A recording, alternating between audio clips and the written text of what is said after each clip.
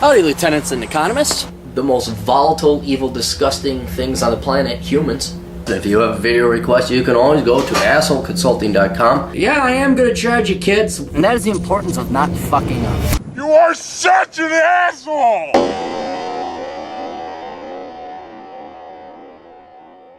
Assholeconsulting.com. Mr. Cleary, you're an asshole that gives good advice. Yes, I am. And I've got some questions for you primarily because I have no real mentor in life and have learned rough lessons on my own, which is the most inefficient but most rewarding way to learn them. I'd like to speed the process up so I'm not wasting time. It's not going to be an efficient communication, so please bear with me. Career questions. Should I continue to look for employment in the United States despite multiple interviews but no offers, or make a stab at Australia as an expat? 2. Well, let's take them one by one. Let me not get ahead of myself. You should do both. I would try to find employment anywhere you can, given your background, which I'm not going to go into, chemical engineer. So don't just think that your backyard is the United States. There are, United Arab Emirates, Australia, Singapore, any place that hires you and is going to pay you, I would consider that. And you know what? You may want to expat. The United States has not exactly got the greatest long-term outlook. So don't limit yourself just to the United States. Absolutely apply on the international market, especially with the background with chemical engineering. You should be in demand elsewhere. I mean, so if the shit is going rough here, it's like, you throw out some seeds, and some seeds land in the crevice of a rock crack. You're not going to get a lot of soil or water there. And so you should just try other places. And so that's the labor market telling you, fuck you, we don't like you. They may be assholes, they may be disagreeable, but if you can't find a job in the United States, absolutely, go somewhere. If you can't find a girl at one club, don't you think maybe you should go to another club? There you go.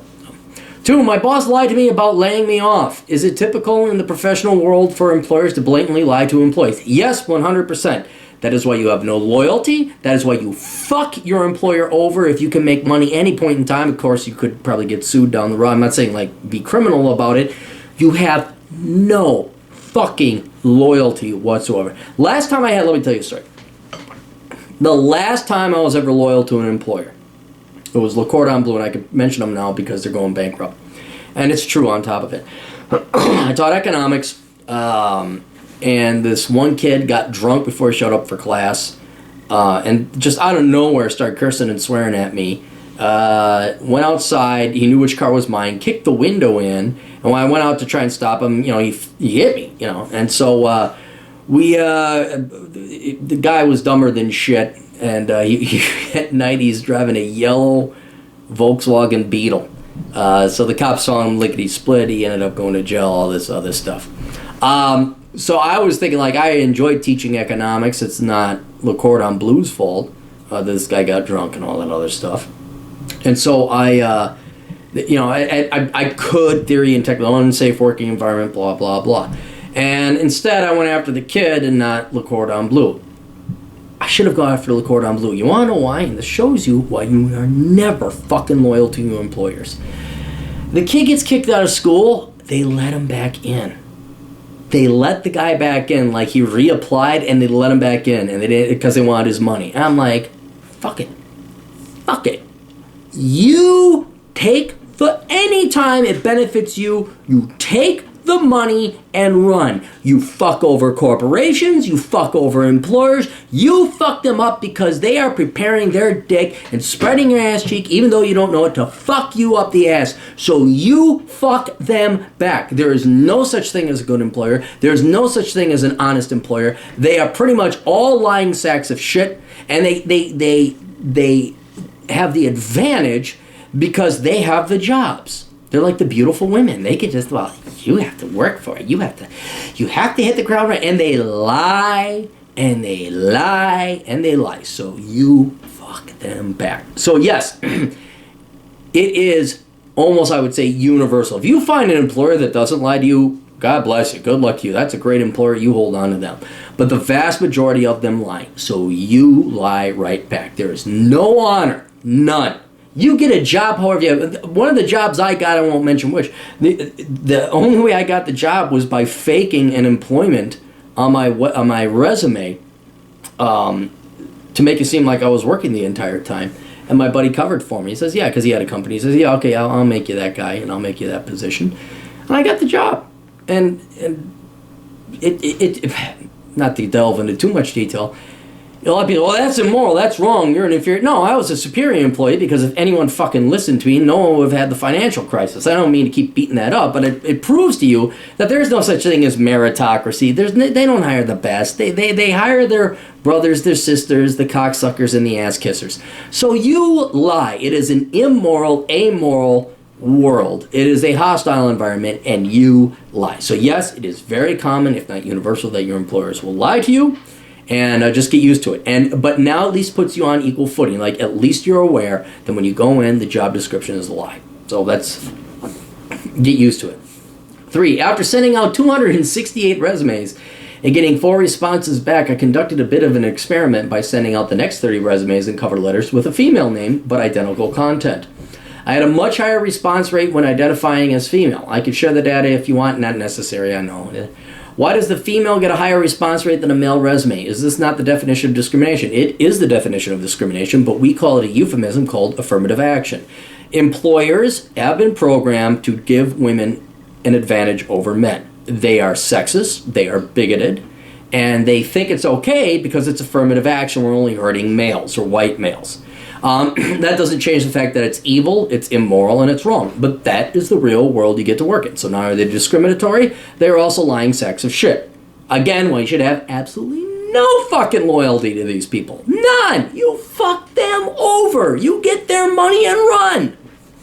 They either work for you or you don't work for them. That's how simple it is. So yeah, get used to it, because as I don't know if you've noticed this, despite women, making way more than, well, not way more, but making as much, if not slightly more than men, if they have the exact same degree and work as many years and hours and all that. They don't care. They're still going to claim that they're the victim. This is going to go on until you're dead, because you have professional victims who are nothing more but parasitic whores that want to live off of other people because they don't want to work as hard. That's it. That's all it really boils down to. So get used to that too. 4, I could collect on it. Can I? I think that's what you're saying. Can I collect unemployment if I quit my part-time job? Will it be worth it to use that to help fund a 3-month stint in Australia looking for work? No, you cannot collect. Okay, there are very rare instances in which you can collect unemployment if you quit. And it would have to be like the hostile working environment, you had medical problems. There had to be some kind of duress or hardship you were under to collect unemployment. But if you quit, for 99.8% of the cases, no, you cannot collect unemployment. So you don't want to do something blatant to get fired, but you certainly don't want to work hard. If your goal is to get unemployed and get fired, so you can collect unemployment, which sadly, a lot of people say, well, that's immoral. No. In today's world, that is a legitimate and valid strategy. Absolutely 100% legitimate and valid, given the amorality and the asshole, worthless douchebaggeryness of modern day employers. So, show up late. If you want to get fired the right way. Do a little bit more research on how to do that. And then when you get fired, then you collect your unemployment. I would also investigate the part-time job. I don't even know if you could collect unemployment on part-time. But you cannot just willingly quit your job. That much I do know. So, now, would it be worth to help fund a 3-month stint in Australia looking for work? Yeah, because now here's the other thing, though. I realize in Australia, currently, could change. They're kind of going through the same thing with the Bakken oil field. Commodity prices are going down, so their mines, which is their primary industry, which is where you, with your background, go and work.